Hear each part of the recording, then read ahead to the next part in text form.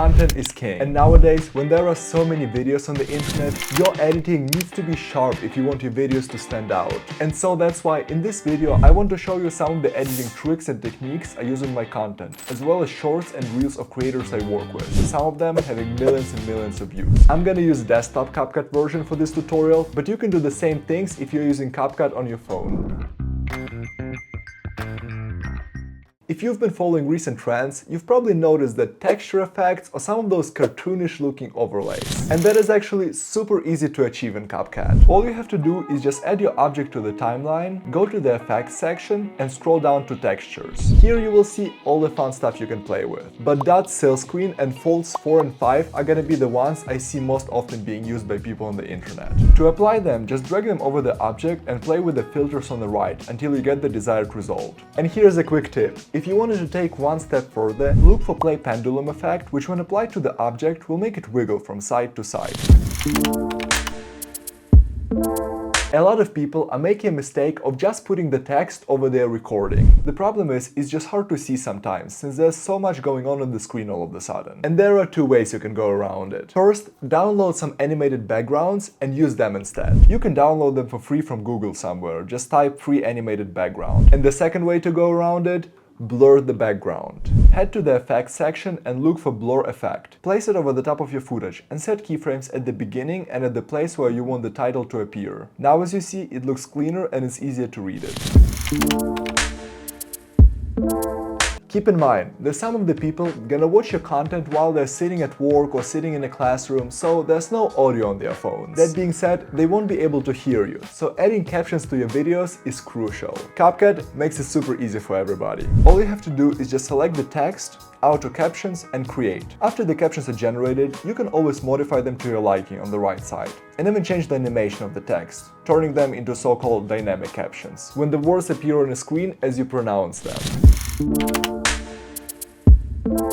One of the biggest mistakes beginning content creators and video editors do is underestimate the power of sound effects. Let me show you the real example based on the two transition effects.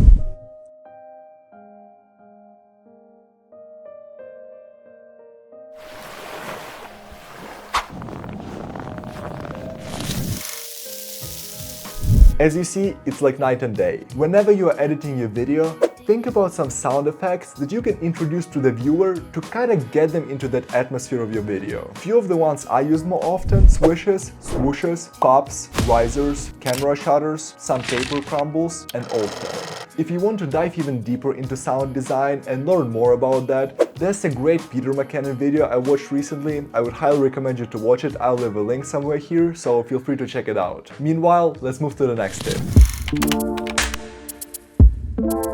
As you've probably heard it before, first 3 to 5 seconds of your video are the most important segment of it. They're literally gonna decide if the person stays to watch your video or if they're gonna just scroll to the next video. But there are so-called scroll stoppers that you can introduce to your video and keep the viewer engaged throughout those 5 seconds and even further down the video. First one is rapid zoom out effect, and it looks something like this. To make it happen, go to the beginning of your video, move few frames forward and set a keyframe.